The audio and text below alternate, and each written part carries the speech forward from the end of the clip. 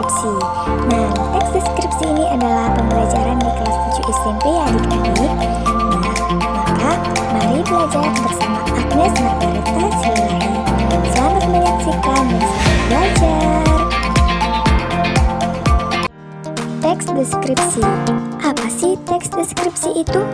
Menurut KBBI, yang dimaksud dengan teks deskripsi adalah pemaparan atau penggambaran dengan kata-kata secara jelas dan terperinci.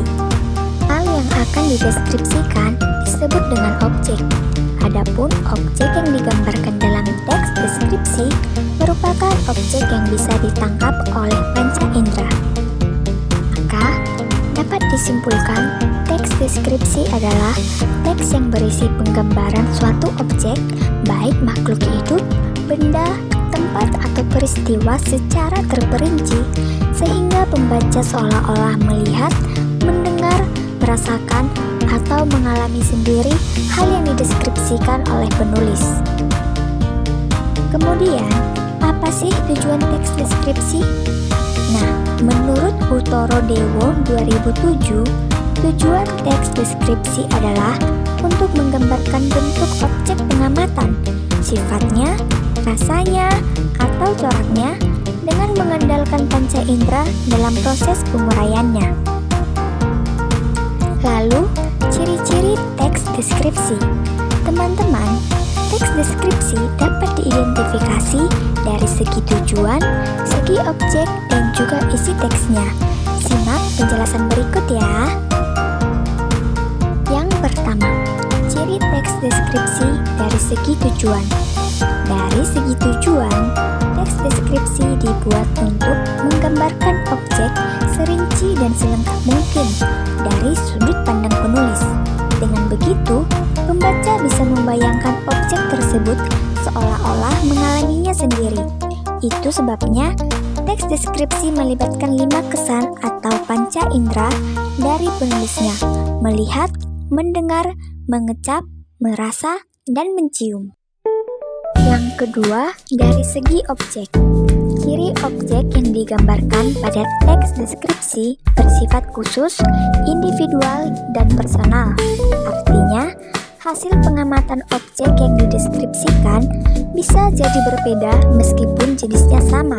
Contoh, ketika menulis teks deskripsi tentang tempat wisata, kamu menggambarkan tempat tersebut terlalu ramai dan sesak.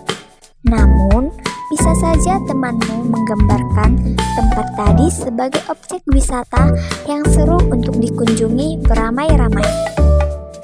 Yang terakhir, dari segi isi. Ciri teks deskripsi yang terakhir yaitu dari segi isi. Sebuah teks deskripsi harus memuat informasi yang lengkap, jelas, rinci dari pengamatan penulis. Teks deskripsi dibuat berdasarkan pendapat personal atau subjektif, sehingga akan ditemukan penggunaan kata-kata sifat. Yang terakhir ada dia yaitu struktur teks deskripsi. Yang pertama, identifikasi. Struktur identifikasi adalah bagian awal dari teks deskripsi yang berisi pengenalan nama objek, makna nama, lokasi, sejarah lahirnya, atau gambaran umum lainnya tentang objek yang dideskripsikan. Misalnya, kamu memiliki objek pantai. Kamu bisa menginformasikan nama dan lokasi dari pantai tersebut. Kamu dapat menuliskan betapa terkenalnya pantai itu. Yang kedua, deskripsi bagian. Struktur deskripsi bagian adalah gambaran rinci dari sudut pandang penulis tentang suatu objek.